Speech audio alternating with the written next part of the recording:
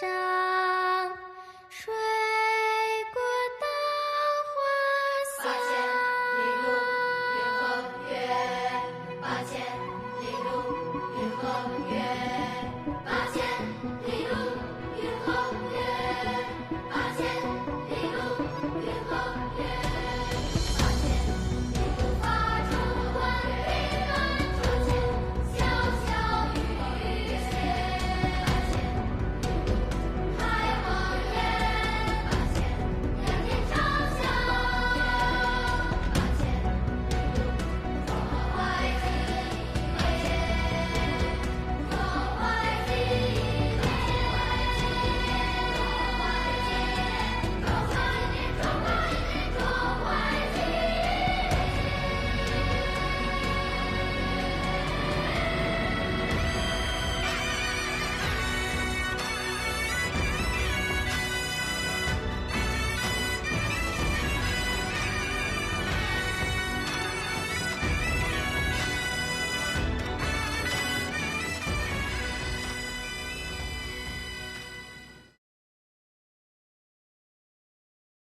肖师傅都是做什么菜系的？我一来，他就让我给他切文思豆腐。这焦师傅啊，就是个淮扬菜师傅。那来的客人是什么人？你都打听了吗？我打听了，四宝跟我说了，有一个姓金的，是个作家，然后还有一个什么会长，是一个文人商会的，还有个洋人，喜欢中国文化。那你们斗菜的规则定了没有啊定了呀，4个菜。 ？4个菜，哦，4菜1汤。还有个汤啊。哦，4菜1汤1甜品。你能不能一口气说完了？说完了。肖师傅擅长淮扬菜，淮扬菜的特点是清淡本味，那文人是喜欢的。啊，淮扬菜有些什么？蟹粉狮子头、大煮干丝、白袍虾仁、软豆长鱼，这些你都知道的吧？嗯，那焦师傅这4菜1汤肯定也出不了这个范围。他们这些文人墨客、商贾巨富都是见多识广、迎来送往的。对于淮扬菜系，肯定也是司空见惯。司空见惯其实平常就有可能庸常，划不出什么花来。万福，焦师傅未必会应，你也未必会说。是吗？既然焦师傅是要走南菜，那你就主攻北菜。你擅长的北菜有些什么菜式？我会的都是一些家常菜，都是老百姓吃的一些下饭菜，那很难上厅堂啊。你想我那菜名儿，什么油炸潘金莲、爆炒西门庆，这上不了台面。爆炒西门庆是什么？就是爆炒腰花。有的地方把牛腰、羊腰都叫爆炒西门庆。那油炸潘金莲呢？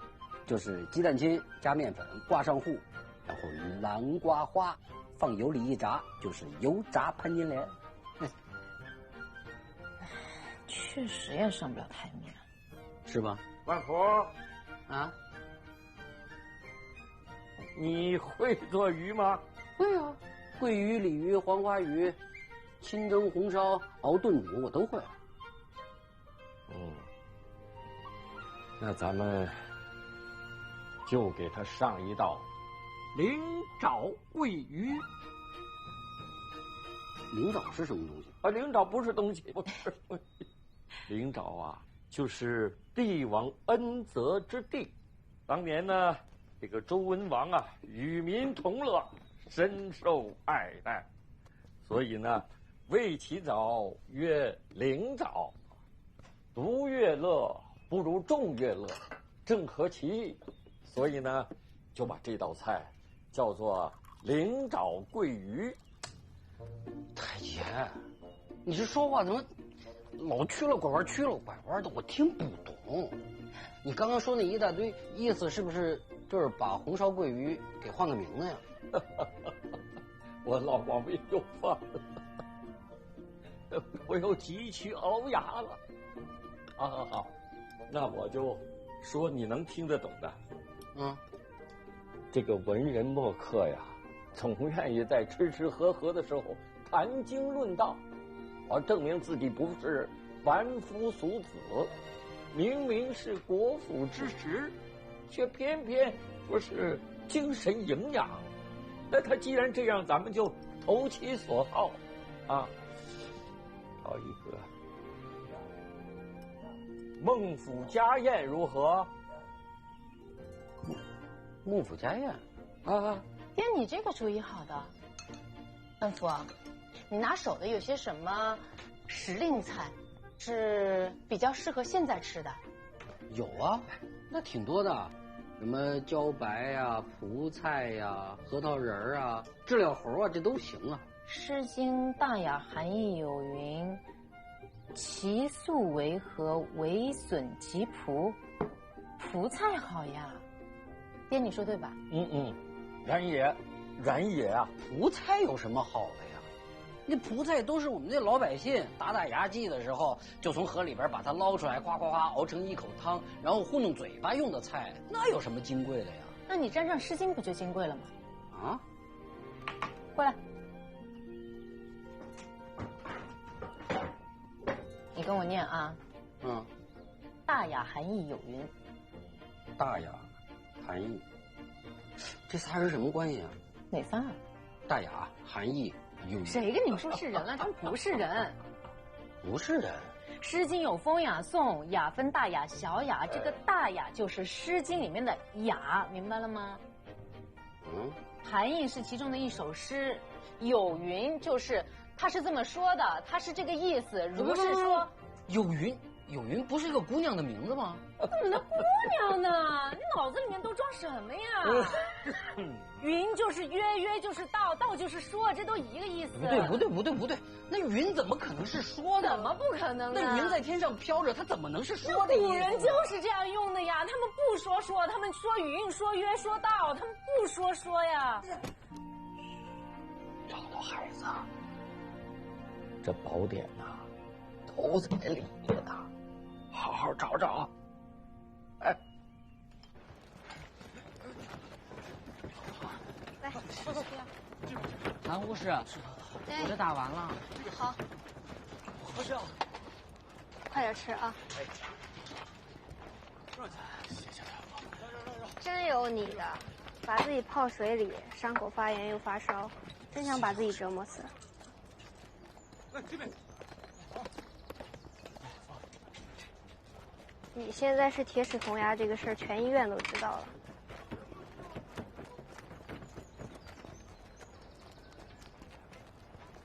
给你个温度计，嘎吱嘎吱吃了吧。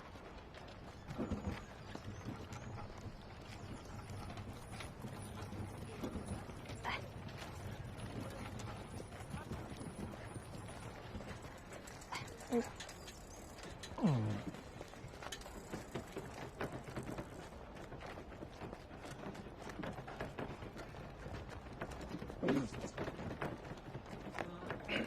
你真吃了？你吐出来，吐，张嘴，那是水银有毒，张嘴，快吐了！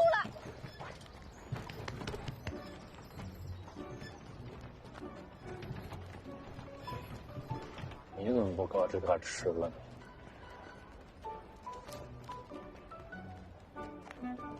算你是个正常人。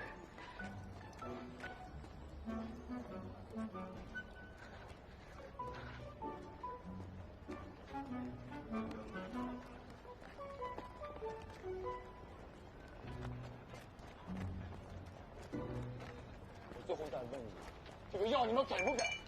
不给。我话跟你们说尽了，再不给我抢了啊！不给！还有用？干什么？我们是学出来的，我刚进来的，我营养就剩一口气了，你们要给我快点！我管你们有没有营养，我排长也是啊！按照这个标记，我们有优先使用权。什么规矩？我们地方局的命不是命吗？还要给我？我们已经就剩我们2个人了，你把我给我！不给！给我了！你们不让我营长活，我让你们全都死！快要给我！不行，这钥匙留给我们排长的，那我就炸死他！我在一起在这干嘛？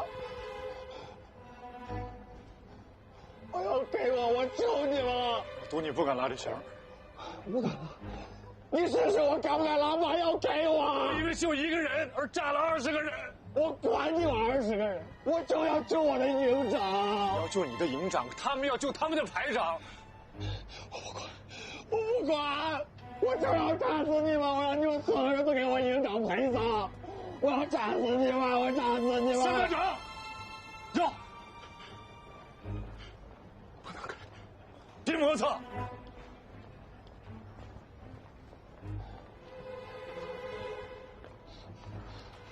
兄弟，药在这儿。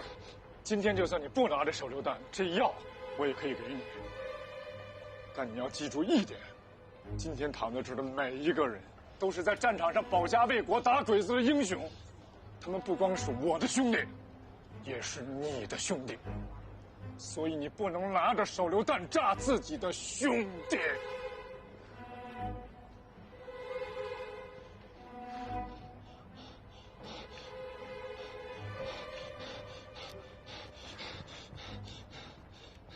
在战场上，子弹打过来不长眼睛，炸弹爆炸它也不管你军衔高低，该你死，想活也活不了。死国者不分贵贱。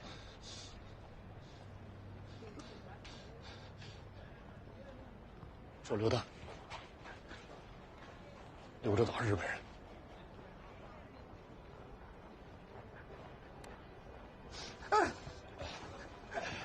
队长，队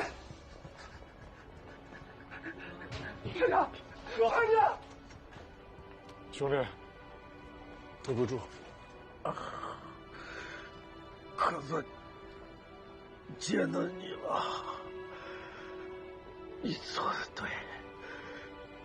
要是我，也得这么做。放心我有9条命，死不了。但我得拜托你个事儿。你说，你还记得咱们一块儿过长江的事儿吗？你如果不死，就照这个地址，把这个交给大姐，就跟她说，我对不住她。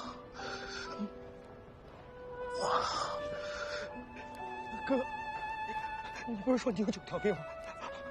大夫，大夫，救救你！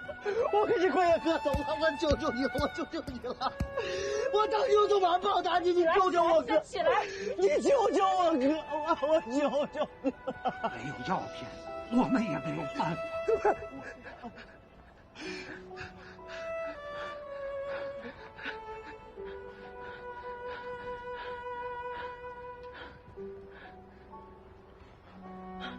给他用吧，那边用不着了。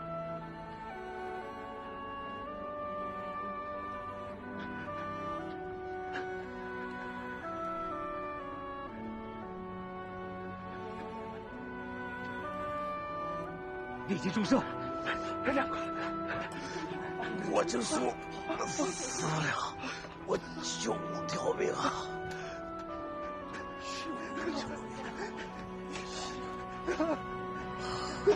你是班长。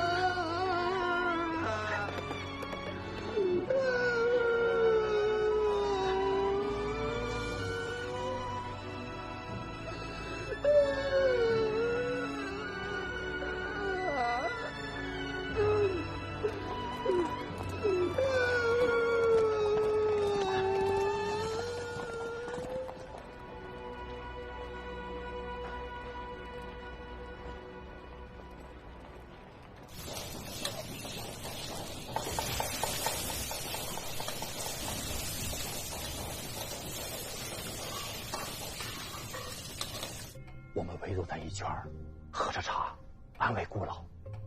我们说这就是一个军统的恐吓。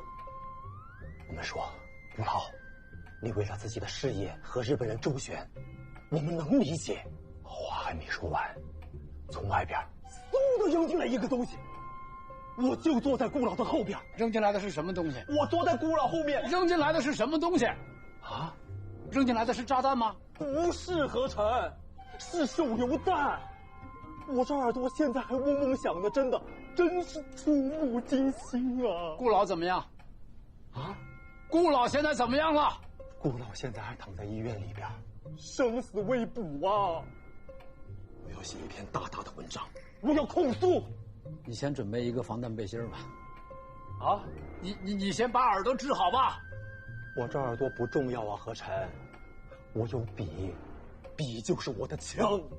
我主张抗日救国，我反对日本军抢占华人的私有企业，而且我也反对独裁政府针对本民族工商业者不分青红皂白的恐怖行动。何晨啊，何晨，你真是有远见啊！早早的就把工厂通过了波朗先生换成了外国法人，这屁用也没有。啊？屁用也没有。上个礼拜，日本海军冲进了浦东肥皂厂，把看守厂房的意大利人全都赶走了，说了一大堆莫须有的问题，把意大利旗给扯下来了，军管里的封条又封上了。野蛮人，蛮横无理的野蛮人，肆意践踏国际公约，没收了政府资产也就算了，可明明是我们华商的私人企业，耍各种的手段强行军管理。啊，李生，你过来。日生，我想请邵老邵会长吃个饭，大家好好商量商量，看能不能我们整个上海工商界联合起来，给租界的工部局施加压力，通过外交途径来交涉，要求日本军方来切实履行国际公约。我听到一个传言，最近邵老跑虹口，坐的是派遣军司令部的车。国外白渡口不用下车了，也不用脱帽鞠躬敲石头。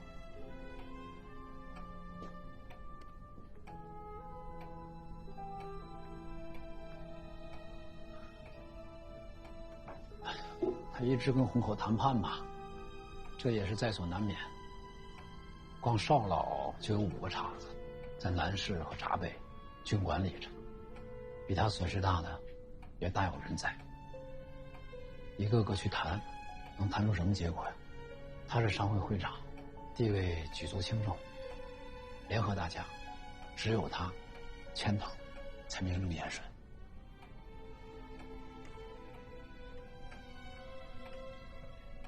我理解你啊，何晨。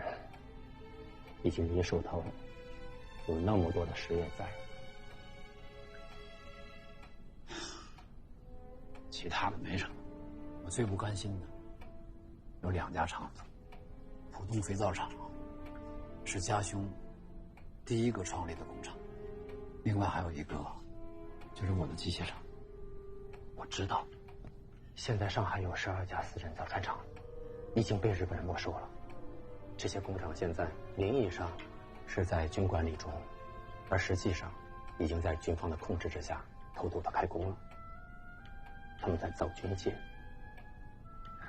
何晨，你想想，你那个机械厂一旦落入他们手里边，只要稍加的改造，就会成为军工厂了。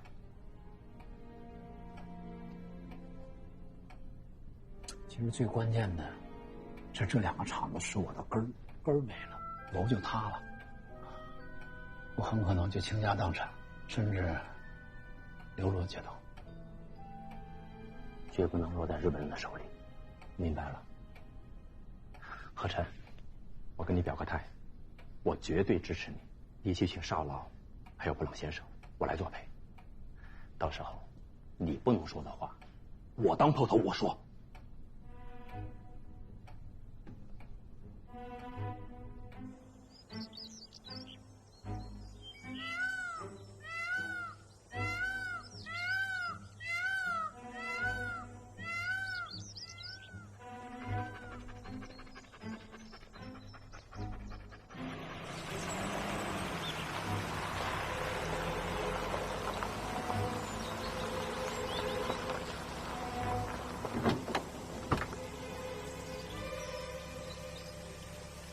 少老，何晨呐，有日子没见了，可把您盼来了。我来介绍一下，林长庚林先生，这位就是田先生。田先生，久仰，幸会幸会。少老，布朗先生和瑞生都到了。少老，林先生，请吧，快请快请。好，好，好，谢。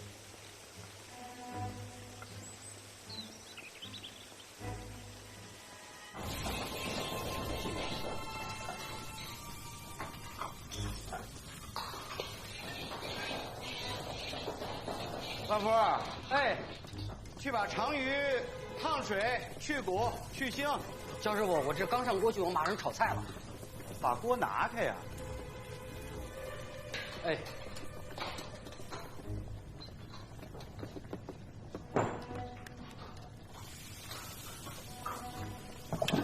肖师傅，这上热菜了，好了没？好了好了，马上就好。哎，福哲你呢？我马上。万福啊，哎，手脚快一点啊！你等得了，菜等不了。上菜慢了，冷了台面，到时候可别让田先生难堪。知道了。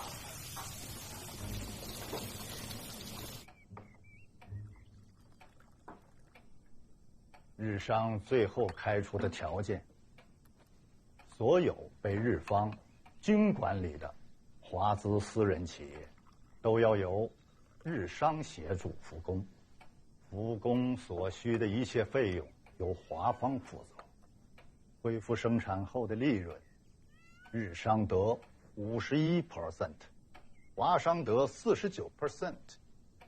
在座的华商代表无不内心愤慨呀！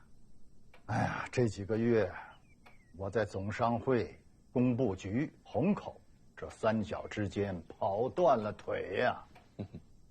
强盗行径啊！日本海军、陆军、政界背后都跟着一大串的日本财阀和商人，他们自己为了抢这些工厂都打破了头，怎么会把吃到口中的肥肉再吐出来呢？ Parmi elles, beaucoup sont les entreprises à capitaux étrangers.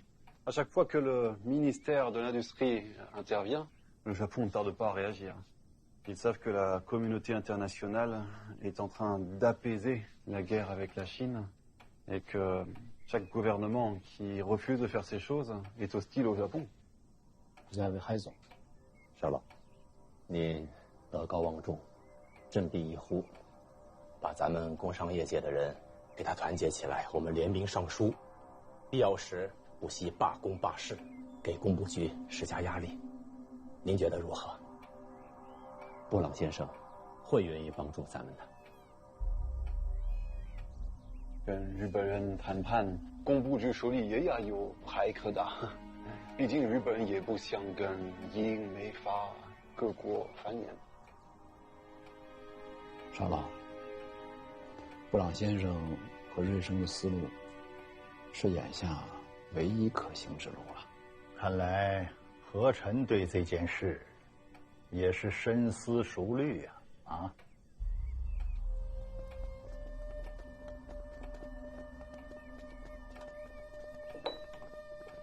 松鼠桂鱼，3套鸭，清炖蟹粉狮子头，大煮干丝。哎呀，何晨家淮扬大厨很有棘手啊！邵某早有耳闻。少老，今天我还备了几道北方菜。何晨，费心了啊！来，开始吧。少老。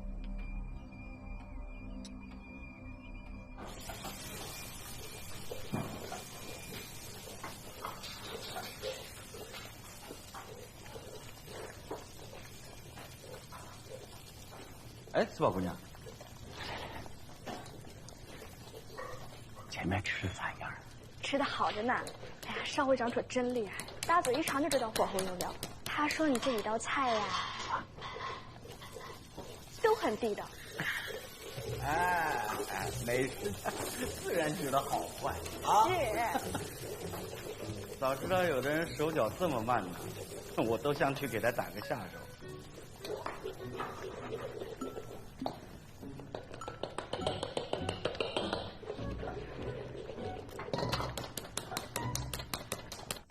国人言必称，抗战到底。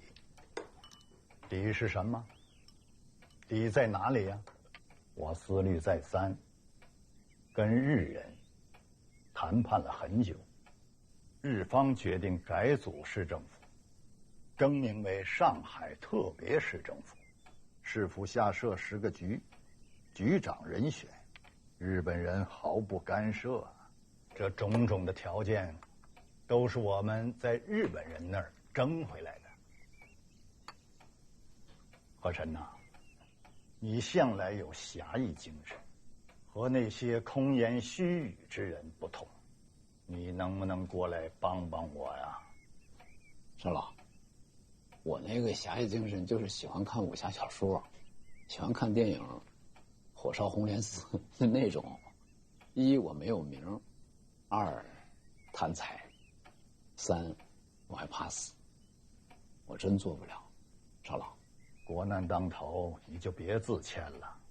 你我不站出来，还有谁往前站呢？为了上海的国计民生做贡献呐！哟，做什么贡献啊？汉奸做的苟且之事，都能受到那么的冠冕堂皇，我金某今天算是领教了呀。冠冕堂皇，也算是为国分忧，不得已而为之。反之，恐将爱国之人好像没有几个有好下场。我今天特地请来的林先生，大家都是自己人，我就不避讳了。林先生是经过专业特殊训练的人才，从重庆到香港，辗转回到上海，正在开创一番大事业。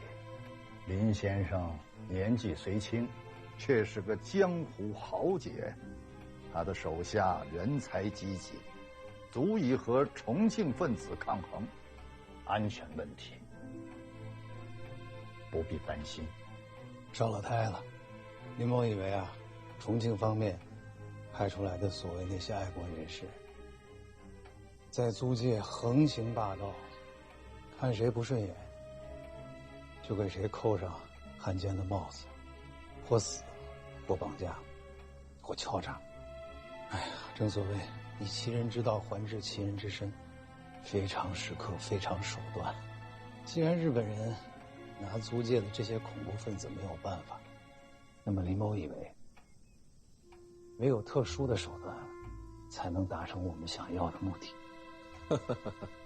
道是一门好生意呀！绿林豪杰，大杀江湖，尚能留下一部《水浒传》。试问林先生，跟您做这门生意，能留下什么呀？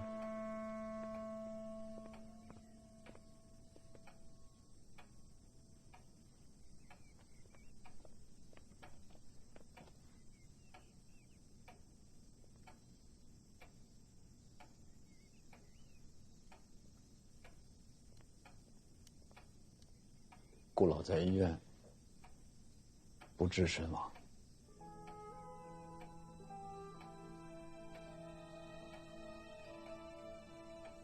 顾老没了？顾老走了吗？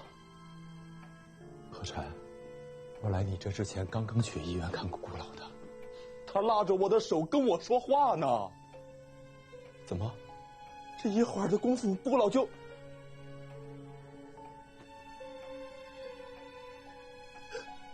顾老就没了吗？顾老，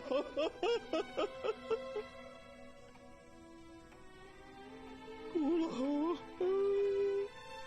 林某在大西路67号筹建了特别行动处，如果各位需要的，林某愿效犬马之劳。不要！刀剑相逼，特务手段，我金其武，昂藏7尺男儿之身，难道还怕他们吗？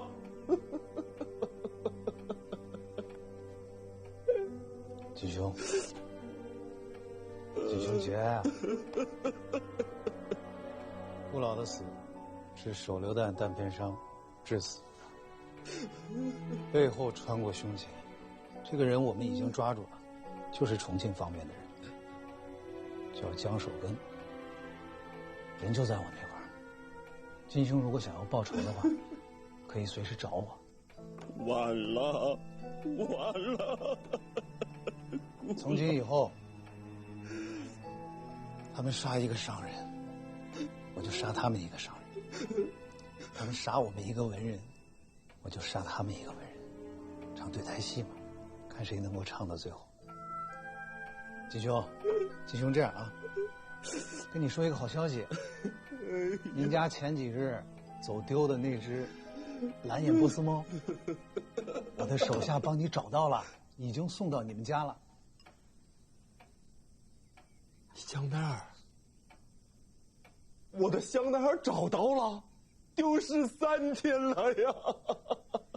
哎呀呀，香奈儿找到了，找到了呀！林先生，果然神通广大。那之后，也拜托多关注一下我们家的吉祥如意，这是我从小养大的那只狼狗。前2天遛弯，差点被一只母狗给勾搭走了，我甚是担心。你放心，以后田府的事情，林某一定事无巨细，小犬马之乐。有劳有劳。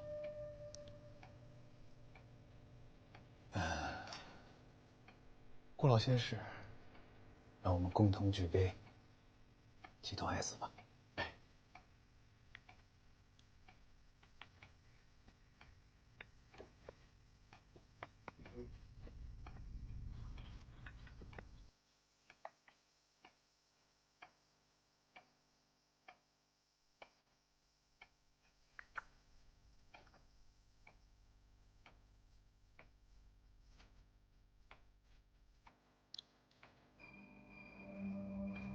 辛苦了。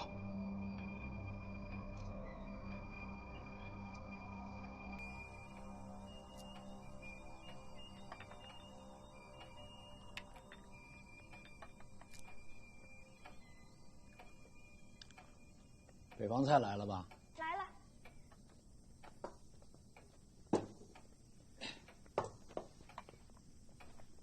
什么菜？这个呀叫孟府四端。孟师傅说的我没记全。孟府四端。孟府四端，啊，人之有四端，尤其有四体，故曰孟府四端。这是孟府宴的第1道菜。什么叫孟府四端？顾老先生，四端指的是4种德行：恻隐之心、羞恶之心、辞让之心、是非之心，分别对应的是仁、义、礼、智。哎呦，对，少老，林先生，刚才我是悲从中来，失态了。不碍事。其实刚刚听了少老这一番关于加入大道市政府的言论，我深深体会到了少老的用心良苦。我也有所体悟，少老，生而为人，担当应在何处？少老，仁义礼智，我敬您。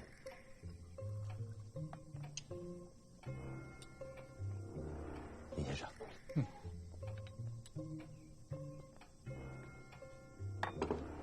这什么鱼？这道叫林沼桂鱼。当年周文王与民同乐，百姓爱戴，为其沼曰林沼。今日诸贤同行，宾至如归，独乐乐不如众乐乐，正应了此景，所以这道菜叫林沼桂鱼。还有吗？还有，马上。少老尝尝。哎，行。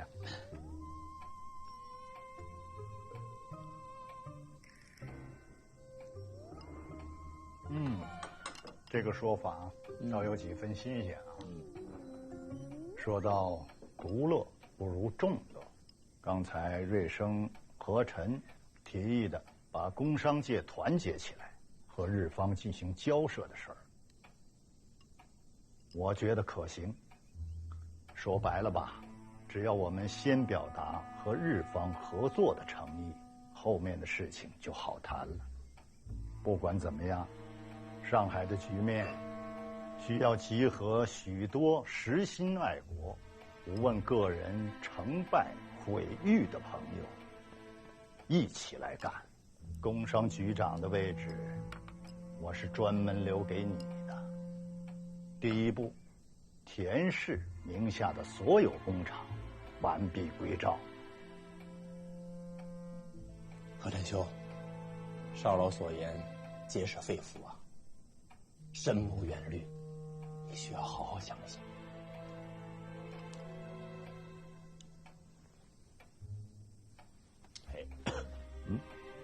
怎么了？鱼刺啊！哎，你吃点东西。这个顺一顺。田先生。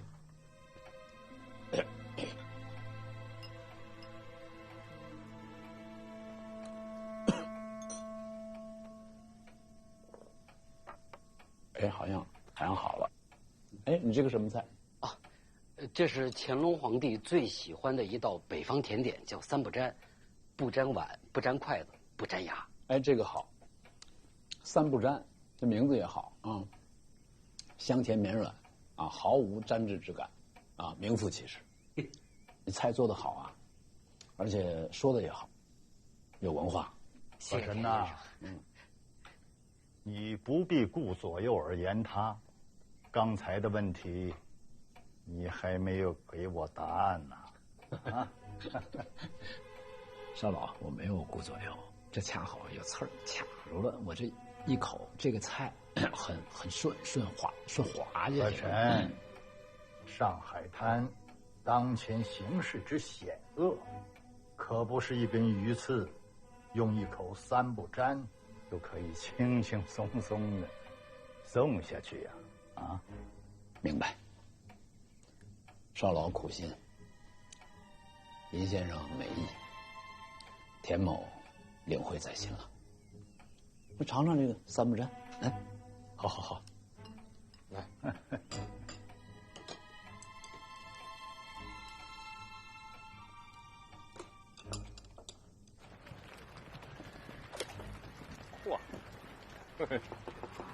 嚯，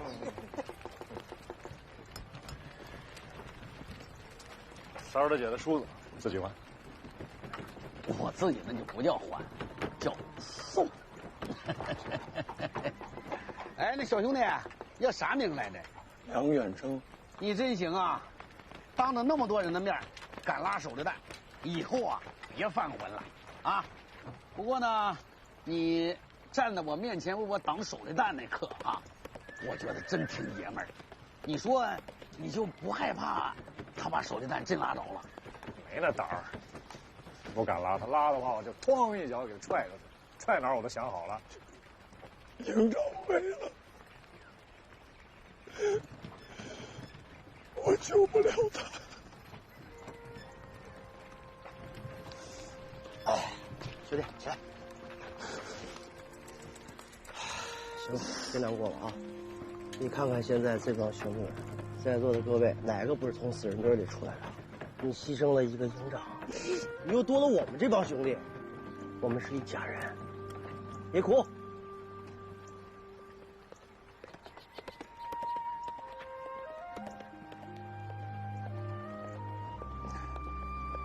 老兵油子，你怎么又游到武汉了？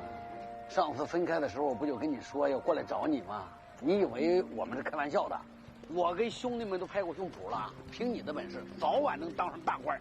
所以撤退的时候呢，大伙儿就跟着我躲躲闪闪的，一路就找过来了嘛。进了武汉地界啊，到处都是宪兵，多亏我大哥这聪明劲儿。大哥，当时你怎么说来着？我跟兄弟们说啊，要想保命，哪里最安全？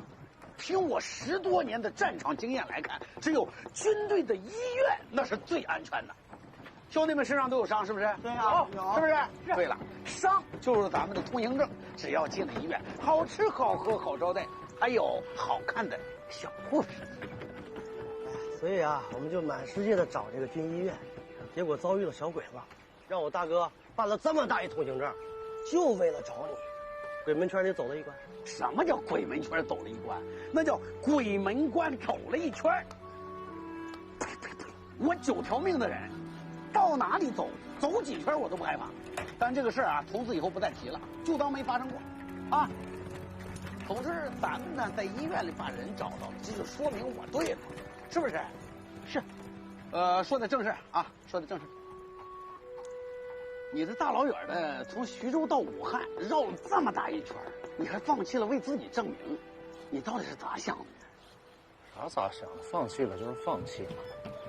总之我辜负你们了，千里迢迢来找我，现在啥也不是，让你受了伤，对不住。说这啥意思？你怎么样，我们兄弟们心里最清楚。大家大老远的奔着你来，就是希望你带着大我再重新打出个模样，是不是？是啊，说好了，我们都商量好了。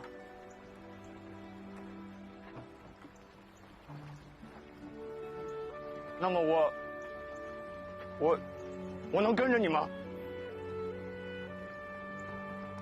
行啊，你手榴弹扔得好。以后可不能冲着我们再扔了啊！是。